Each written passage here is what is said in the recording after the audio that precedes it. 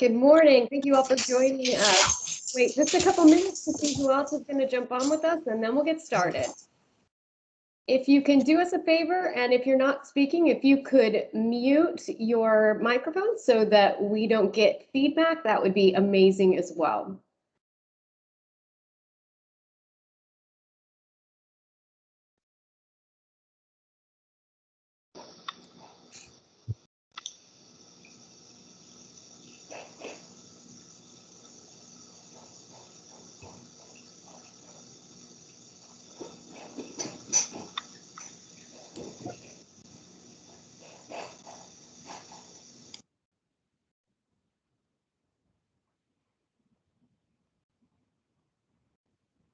Everybody about another minute or so to jump in, and we'll get started on time.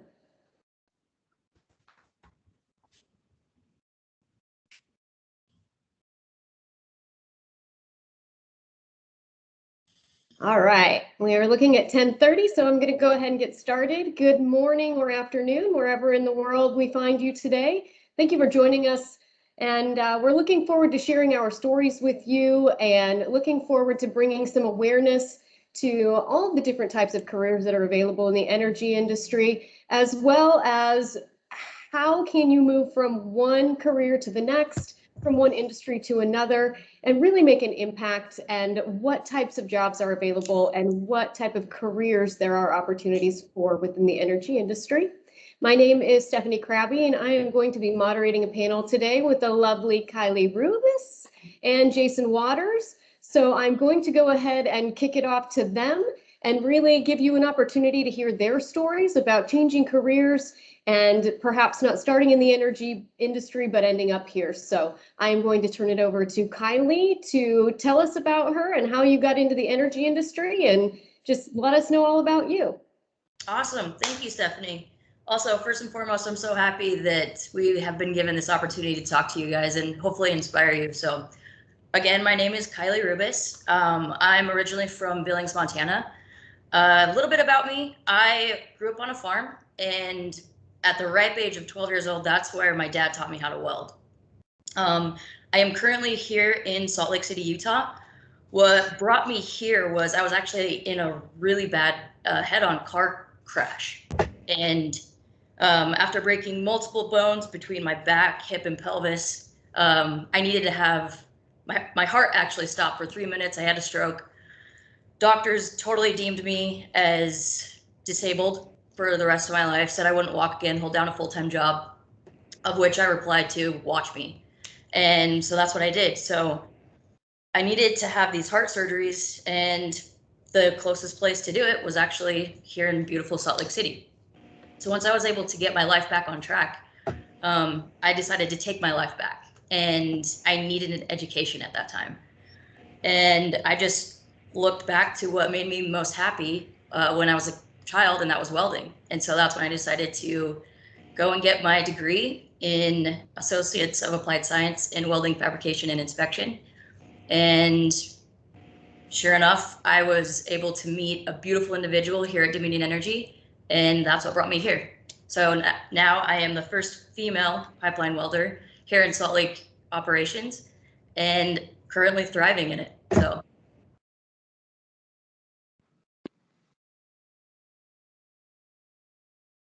Excellent. Well, I'll go next, and Kylie, thank you so much. Oh, and Jason is frozen. Oh, no. I promise you his video was working just fine before we started this whole process. Of course, Murphy's Law means that somebody's going to have issues. So while we're trying to get Jason back on, I will share my story as well. Again, my name is Stephanie. Hey, oh, there you are. Go for it, Jason. My apologies. Sorry about that. Well, good morning again to everyone. My name is Jason Waters. I am a workforce development specialist for Southern Company. We are a utility and gas holding company located in the southern part of the United States. We're headquartered in Atlanta, Georgia. And I actually support one of our opcos in Birmingham, Alabama, Alabama Power. Just quick background on me, born and raised in Atlanta, Georgia. Come from a family of all hardworking individuals. from my father to all of my uncles, all that had work experience in electrical work. And of course, naturally, like most children, I followed suit as well. Noticed as I got older that my uncles that worked in the utility industry always had a job. They always had an opportunity. They were never laid off. They always had something to do. So as I matured and went to college, I found a passion for business, found a passion for human resources. And then when the job opportunities started coming for me, the first thing I thought about was security. And I was fortunate enough to get an opportunity in the utility industry with Alabama Power. Spent some time away in Knoxville with their utilities company, but I think just the way that I grew up and the experience that I had, I always felt like, I'm a guy that could wear steel-toe boots or dress shoes and feel comfortable speaking both languages. Uh, Most of my experiences in recruiting, and I think my strength has always been being able to speak the language and know, what the other guy or girl, has capacity to do and how they could help us. And that's always just been a passion of mine, is being a bridge for opportunity for people, which is why I've wanted to remain in the utility industry and why I love what I do, because as we'll talk a lot about today, there are a lot of opportunities, for young people as well as us experienced folks to get into various industries where there's job security, where there's room for growth, and where there's always opportunities. Thank you, Jason. Again, Stephanie Crabby. I work in the workforce development space as well for a contractor with the utilities. And my story is very similar to Kylie in the fact that I certainly didn't start anywhere near the utility industry or the energy industry. And just like most of you, it was, I know where my power comes from. I know that I have hot water in my hot water heater. I have no idea the depth and breadth of careers that are available in the energy industry until I actually ended up here. My background is travel and event management. And fortunately, I had someone that said, hey, have you ever thought about working in this industry? I have this role available and think that you would be a great fit for it. And I took the chance and jumped in, and I have not left since. And I fully intend to retire from the utility and energy industry when I end my career, which I'm not going to tell you how long that will be because that's just too much. But what I will say is there are so many great opportunities available in our industry and in energy infrastructure, and we are going to spend some time talking about those today. So Jason, let's start with you.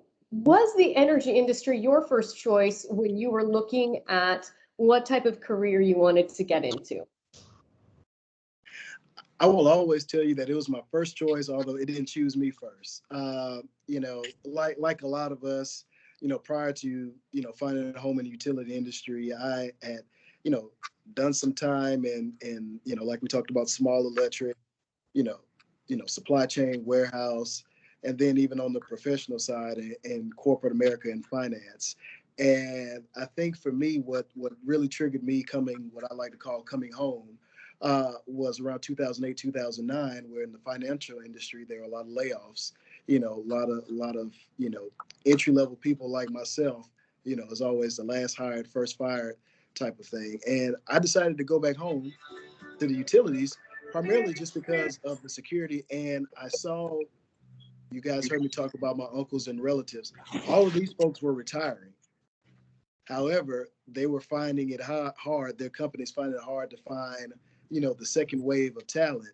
And I just felt like for the knowledge and experience that I've had, that I could do well in finding and identifying that talent, but then also growing that talent, because I would find that a lot of my peers, you know, didn't know what they didn't know.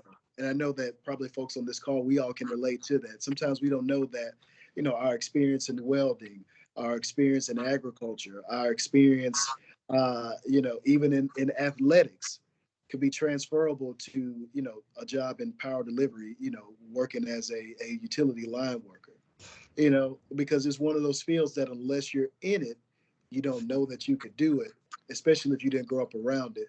So one of my charges when I was able to get an opportunity here with the company was to be able to educate folks and also help grow folks or coach them up, as I like to say, on getting prepared for that industry, because, it's security in it. Most people have 30 to 35 years under their belt before they retire. Uh, and it doesn't matter when you start. It doesn't matter when you start either. So that's what attracted me to the industry, and that's what drove me here. Great. Thank you, Jason. Kylie, as a welder, you are a female in a non-traditional role. What was the energy industry your first career choice as you were looking at welding? How did you become exposed to the industry, and what did that look like for you? Well, as much as I would love to say absolutely yes, but not even in the slightest. I had no idea that I would be here today, which makes it all the better. It was hard enough just to accept and take on that challenge of being a female welder and taking that first step into a very male dominated industry. So, as being as green as I was, accepting that I was on this path and getting through college, I was just like, what now? Where do I take this? And a lot of people, they're just like, oh, go to the oil fields. You make so much money there. And I didn't want to do that. I wanted to make something of myself and actually set an example. So how I got here was by a beautiful luck, to say the least. And honestly, I couldn't be more grateful. So after thinking about it and how we're leading into a more sustainable nation and being with Dominion, that's what we're all about. And so it was 10 times better of an idea for me to lead this path rather than chase the money. And it's so worth it. The opportunities here are amazing. And I actually ended up becoming one of the most successful welders out of my graduating class because I'm here. So I've had the opportunity, just because I do work for this amazing company, to actually inspire future students within the welding programs here in Salt Lake City. And it's just been nothing but phenomenal.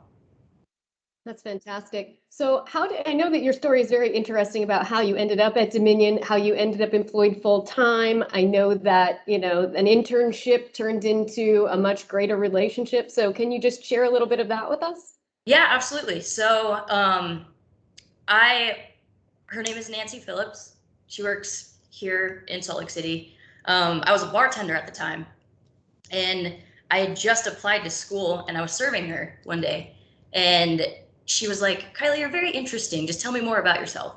And that's when I explained to her that I was like, I'm going to school to be a welder. Like, this is awesome. I want to set this example for women and give them that confidence they can do this. And so she was like, how do you feel about Dominion Energy? Have you heard of us? And I was like, yeah, I pay you guys every month. And she's like, well, apply for this diversity student conference. And I was like, okay, yeah, that sounds great. So I did, and after looking at the application itself, odds were not in my favor, because it was more so for the four-year students, the Ivy League guys, the big shots, engineers, to say the least. And I was only a 2-year student at the time. I hadn't even started, and you had to be at least a sophomore in order to be even considered for acceptance. And they were only accepting 150 students across the nation. And so I was like, whatever, I'm still going to do it. I believe in myself. And so I did, and I actually ended up being one of the 150 students that actually was accepted to this student diversity conference. So that entailed flying out to corporate in Virginia, and within 3 days, you basically were interviewing to get one of the 50 spots for an internship. And I was like, oh boy. So I get there. I'm this welder with tattoos. I have half-shaved head. I'm like, this is not looking good for me. And I'm looking around, and it's all these Ivy League students and stuff like this. And I was the only welder to be accepted, let alone community college students to be accepted. So sure enough, I ended up getting one of the 50 positions. And that's where my beautiful path and my amazing future started. And then COVID-19 hit. And all the other students, I mean, if you're an engineer or HR, whatever it may be, you can work remotely. well, you can't weld online. So I was like, oh no, it's not looking good.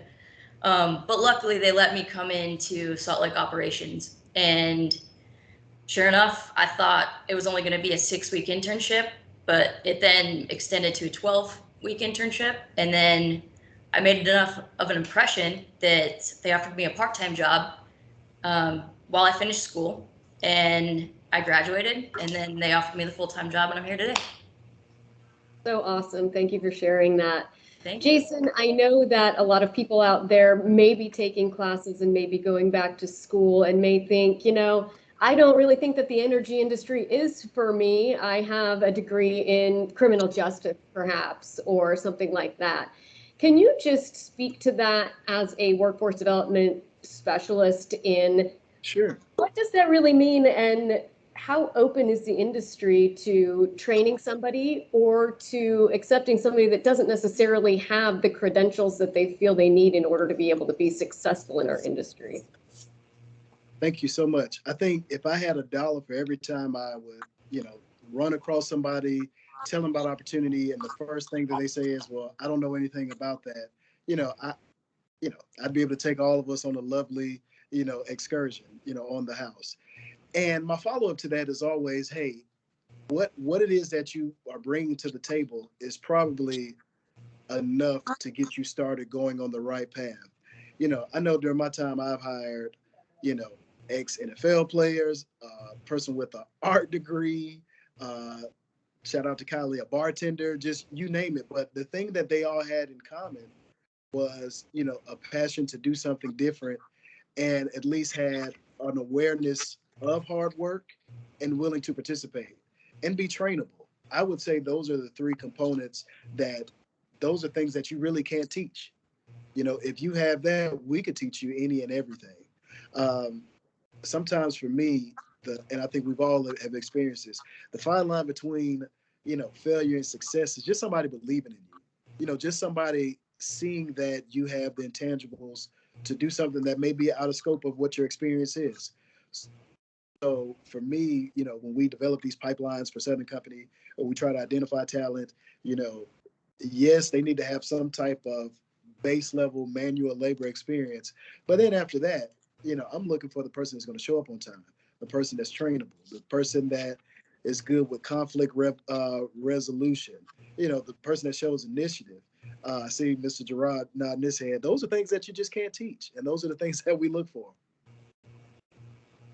Absolutely. And I will say from the perspective of the contractor side as well, that, Jason is very correct in as long as you're willing to put in the hard work and you're willing to show up every day and you're willing to say, I may not know this, but I'm willing to learn, there's always a place for anyone in this industry. It does not require you to have a very large amount of experience in order to be successful. One thing that I will say that I never thought about this industry simply because it's in the background, right? It's not necessarily something that you see every day. And oftentimes we operate business to business. We're not necessarily business to consumer all of the time. So some people don't even know who we are. But in reality, the fast food and retail industry employ less people than the energy industry, which when I found that statistic out, it just blew my mind. There are more than 7 million people that work in energy infrastructure, and that continues to grow significantly. With Dominion Energy, for example, and Southern Company, they're both leaders in how do we create that renewable world? What does that look like for us moving into the future? And so for those of you that are interested in making those impacts on your community and making an impact for those that you live and work around, this is a great industry in order to be able to do that. Jason, it is very evident that you both do what you love. In addition to loving what you do, what about this industry excites you? I think the thing that excites me about this industry is that it's evolving. I look at Southern Company, which many years ago was just a coal type of industry, that was just in the South. Our opportunities are expanding as far north as Maine, as far west as California, as we are continuing our growth in renewables. I think for the average person, they didn't see that coming when they think of Southern Company. Definitely when they think of Georgia Power or Alabama Power or Southern Power. So just the idea that, you know, people can grow in this industry, the idea that you can be in a space where no two days are the same, you know, and doing something that you love, you know, that excites me, and doing it in a way that may be different from even how you were taught. If you are, you know, jumping back in the industry that you left 20 years ago, chances are, you know, a lot of those foundational elements are the same, but there are a lot of components that are different, you know, which I think for me is exciting because, you know, you never want to do things the same old way outside of maybe tying your shoes. You know, you want to have yourself open to do things different. And I know with Southern companies, as well as Dominion and others, you know, the business is calling for that. The industry is calling for that. So, Kylie, talk to me a little bit about technology. So many people think that the energy industry, you're looking at a blue collar job, doesn't have a lot of room for advancement. You're digging with a shovel or a piece of equipment. Talk to me about the technology advances and all of the spectacular things that are going on that are really providing even additional opportunities to drone operators and things of that nature. Oh, it's crazy. I don't speak technology, people, so give me a break on that. But we actually have a lot. So, for instance, welding on a live gas line. Obviously, it's in the ground. You don't know where it's at. You got to find it. And so we have so many different programs and everything that helps us locate those gas lines, as well as other people's lines, power lines, water lines. Let me tell you this, when you hit a water line trying to find a gas line, that's not fun. You go swimming for sure. But there's so many opportunities within this industry in its own. And even one that is not very advanced in technology. I mean, I have people coming to me all the time, and I have ways I can actually improve that. It's a beautiful thing having a company that just stands by you. And that's one thing that has been very clear to me in my little over a year of being with this company. There's nothing that's more comfortable and makes you feel better than having that company stand behind you, and it just creates your future, and it makes it 10 times better. Awesome. Thanks, Kylie. Yeah. So, yeah, there's so much technology involved in what we do on an everyday basis, and there's always innovation happening every single day. So for those of you that are looking at cybersecurity and things of that nature, that is huge for us right now, right? How many of you have heard of our grids getting hacked or a pipeline getting shut down and, you know, cryptocurrency, $5 million, whatever that looks like. So cybersecurity is a huge opportunity if you are in the IT field that you may not think about if you haven't been exposed to the industry. So really take a look at, again, those skill sets that we have. Every skill set from any profession has the ability to translate into an energy career and working in this space. So I'm going to ask that if anybody has questions, if you want to start throwing them in the chat. Once we get done with our conversation, we're going to answer any questions that all of you may have. So please feel free to throw anything up in the meeting chat that you would like, and we'll do our best to answer all of those questions. I will say that being a woman in the energy industry, Kylie mentioned it before, we are in a very male-dominated world. However, those of us that are here are powerful advocates for other women to join the industry as well. We have absolutely every capability of doing everything that the men do, sometimes better in my opinion, but you know, there's that. So Jason, give me one example of a myth that you hear about the energy industry that you would like to dispel here today. I'm going to piggyback off of your last statement, and that is it's a male only industry. I think is the biggest. I know my team and even myself, you know, we always work day in and day out to try to debunk that myth, because everybody has a strength. And I've always noticed with, you know, our female, you know, whether it's in a plant environment or out in the field, you know, they're always assertive. They're always having that questioning attitude.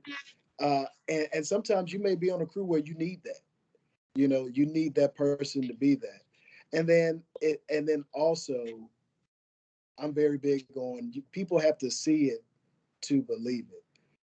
I can't tell you how many, females that we've hired that, they say, well, I don't know, I'm on a crew where I'm going to be the only female. Well, hey, you could be the first, but not the last. And what happens with hiring managers, or crew foremen who may have this ideology of a gender specific job, chances are when they see someone that's different and they do a great job, which most of not all of our females have done, the next question is, hey, where can we find more? Where can we find more? So debunking that, we always try to tell people there's no male job, there are no female jobs here. They're just opportunities for anyone. So I think that for me, the biggest myth is that there is no career path. And why do I want to go into a blue collar job and be a laborer and work in construction because that's all I'm going to be able to do? I think that our industry has come leaps and bounds over the past probably 25 years and really put a path in place that says, even if you come in as a laborer, there is a place for you, and we have training programs in order to get you where you want to go. I certainly didn't start out as a vice president.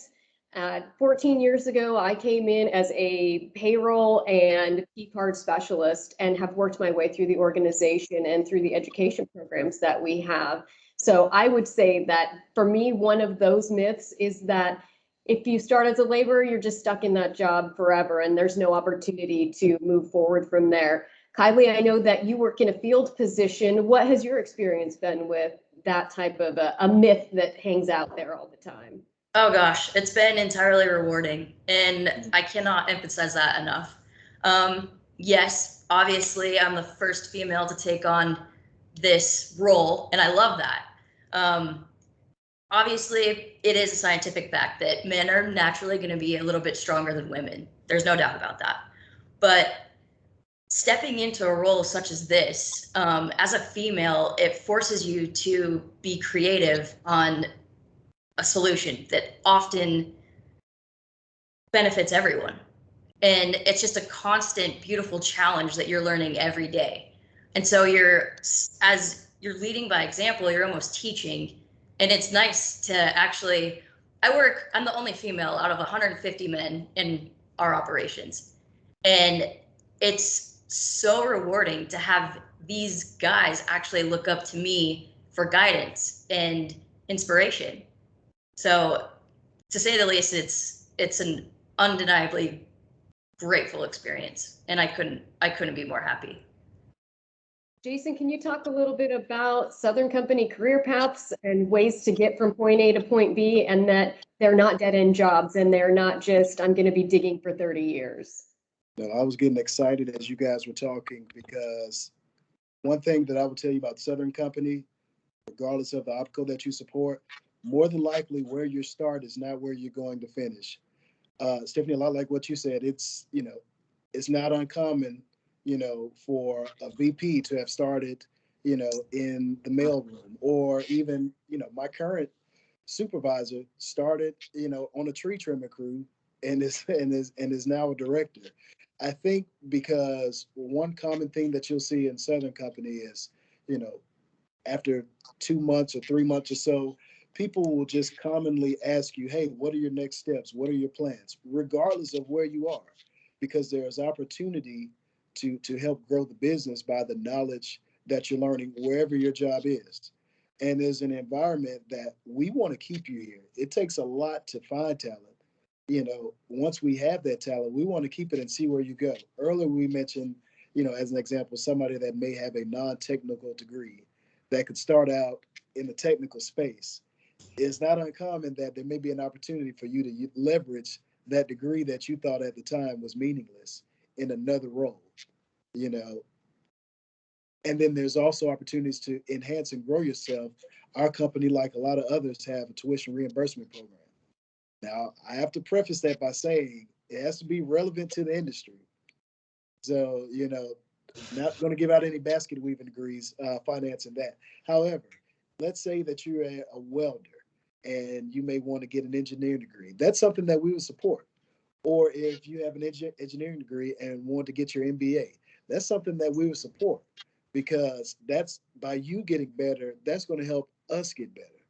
So, that is the thing that keeps me, one of the many things that keeps me with this company, is because I know there's always opportunity to grow, and where you start by design, at least for us, is not where you're going to finish. Agreed. My favorite story to tell about our organization, Mears Group, is that our current president of our utilities division was started as a laborer in the field 35 years ago. He's never stepped foot in a college classroom, and he is president of a billion-dollar company. And I think that just speaks so much to the possibilities and the opportunities that exist within this industry. So we're going to wrap up what we're talking about here. We're going to open it up for questions. So I am going to ask Kylie, what is your one piece of advice for those that are listening that are considering a career in the energy or the utility industry?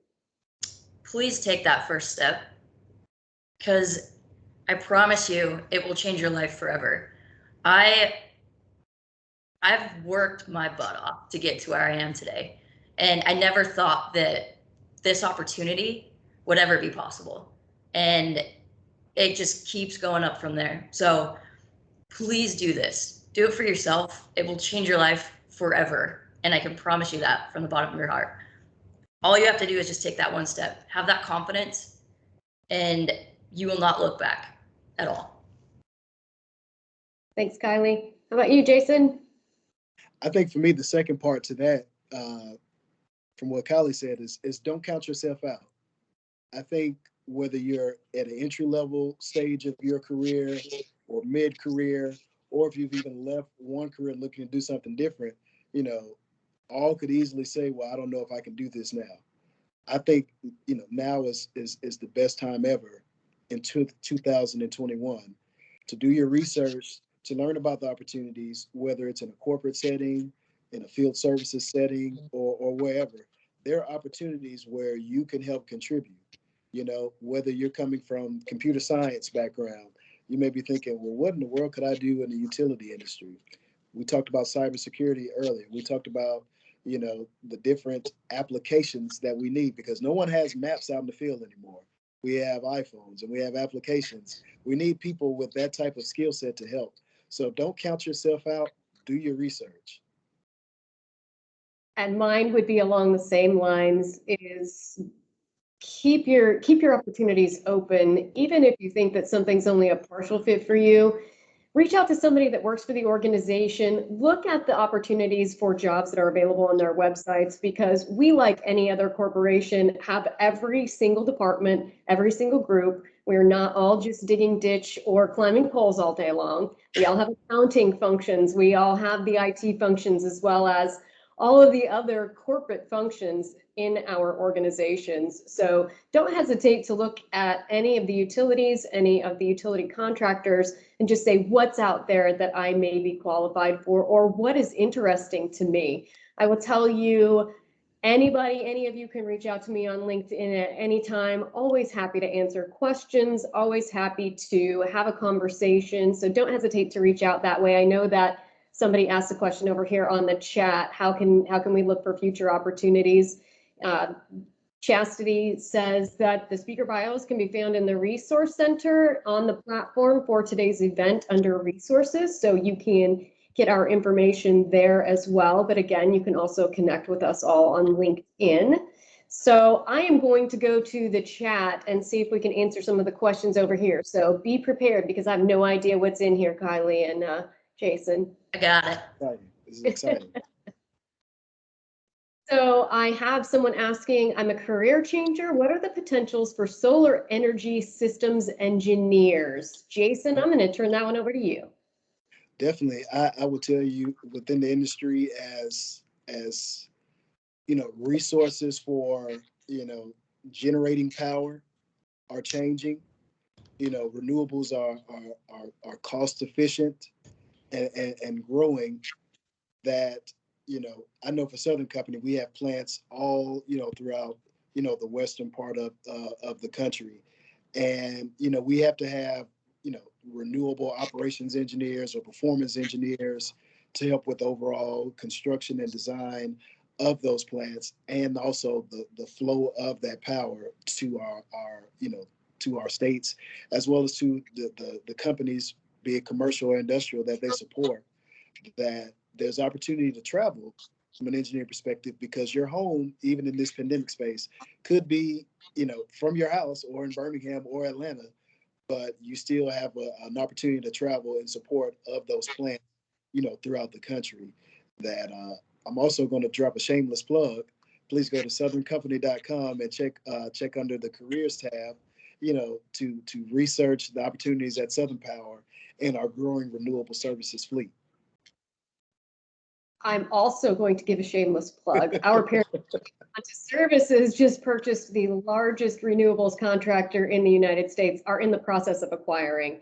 And that company is Blattner, Blattner, and they are the largest renewables contractor in the US. So there are a lot of opportunities there. I see somebody that's an electronics tech in the meeting chat and asking to what can we do if somebody's requiring X years of renewable industry experience and they don't have that. What I will say is apply for it anyway. Yes. Because if you have the qualifications, if you have all of the different pieces and all you need is the technical part, we can teach you the technical part. We can absolutely teach you the technical piece. That's the easiest piece for us to teach you, right? If you have all the other skill sets, if you have the leadership capabilities, which it appears you do based on your meeting chat, Ruben, just apply, because those of us that work in the space on a daily basis, and hopefully Jason can back me up on this, if I see it doesn't matter if you have the experience I'm requiring, because I'm going to take a look at it anyway, and I'm going to share it with those that have the ability to make a hiring decision.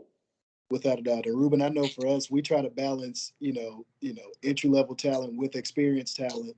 So I've had many war stories of where I may have been looking for someone experienced, but see someone coming right out of a photovoltaic technology program that may be entry level, that's like, hey, you know what, if I can just put this person with a good mentor, they can learn everything they need to know. And then also on the flip side, that experienced person that, they may have solar experience, but not necessarily in the utility space. We have a great training and development department to kind of get that person up to speed, because they have the technical acumen. We just need to show them how to do it in the space that we're in. So yeah, apply first, ask questions later. Absolutely. And I want to make sure that we get to Jose's chat on transitioning service members. So I will tell you that I know that our company, Mears Group, has an amazing program and has a skill bridge program, as well as works with transitioning service members all over the country. Kylie, I know that Dominion has a huge military program. I happen to know the person that is in charge of your military programs, and they have an amazing presence with transitioning service members as well, and a truckload of opportunities there. Jason, does Southern Company have transitioning service member or military veteran? Yes, we have been in the skill bridge space. So for all transitioning service folks, first of all, thank you for your service. But as you are making that transition, a lot of companies, as we just alluded to, have skill bridge training programs, because you have transferable knowledge and skills that we're looking for. And yes, we are definitely in that space. We have a military recruiting team, our military strategists, try to have a space, whether physical or virtually, on naval bases and bases all across the country, to find that talent as our company is growing, to try to place them accordingly. So definitely get in contact, with us. And shameless plug again, southerncompany.com, and check under our military recruiting tab to learn more. Awesome. Thanks, Jason. Kylie, we're gonna wrap this up. We've got about 6 minutes left. Any closing words that you'd like to share with the group, or anything that you haven't had the opportunity to share that you'd like to? Absolutely. It's been an absolute honor, to say the least, to be able to talk to you guys and actually hopefully inspire you to actually approach the energy industry. I promise you, you won't regret it. You can always reach out to me I would love to just put my work email in the chat if you guys have any questions, and just continue to believe in yourselves, because I know all of us have that. I know you can do it. And this industry is absolutely amazing, and it's constantly growing, and it's an opportunity missed if you don't approach that. And one last pitch. If you're looking for something that is pandemic proof, the energy industry is the place for that, right? It's all Yes, very, indeed. That is so true. So yes, true. we have all worked, we have expanded, we have all grown our organizations through the pandemic because we are an essential service. People have to have power and they have to have natural gas to heat their homes, to cook their food on their stoves and all of those pieces. So if you're looking for an industry that has unlimited potential and someplace you want to retire from, and something that is pandemic proof and does not generally change significantly, the energy industry is an amazing place to do that. So I just want to throw that plug in there also. Jason, last words for you? I think last words for me is, thank you again for those that are on this call that we've been able to speak with you. Feel free to connect with me on LinkedIn, Waters with 2 T's. Also, please, I encourage you to find out more about the industry if you don't know. Also, look at the great employers and opportunities. But also, I think it takes a certain level of selflessness. I want to end with that. It takes a certain level of selflessness to work in the energy industry. There's never a day that I come to work, and I look at my relatives who work in the industry. There's never a day where it was all about them. And I think that's the hallmark of the people that we work with. We definitely buy into the team aspect. And if you're someone that shares that same sentiment or has that same value chain, why not the energy industry? Absolutely. And I will say that there are multiple companies, all of our companies, as well as I believe 50 or 60 others that are in the forum this afternoon for you to be able to network, for you to be able to pull up more information on our organizations, as well as links to our companies. Our career site is mearscareers.net, MEARS careers.net. And all of our open positions nationwide are there. I know that Southern Company, again, is a nationwide organization, as is Dominion Energy. So for any of you on this call that would like to look at our organizations, we are located nationwide and have capabilities all over the country. So there are a lot of different opportunities in different areas. Again, if you don't see something available in your area, don't hesitate to reach out, because there just may not be something posted yet and we may have something available. So don't hesitate to reach out. And if no one has any other questions, we thank you all for joining us today. We hope we have been able to provide you some informative information and opportunity to learn more about our industry, as well as the fact that anybody can work in this industry. Anybody with any skill sets. And thank you so much for joining us today. We appreciate it. Thanks so much, everyone. Thanks, guys.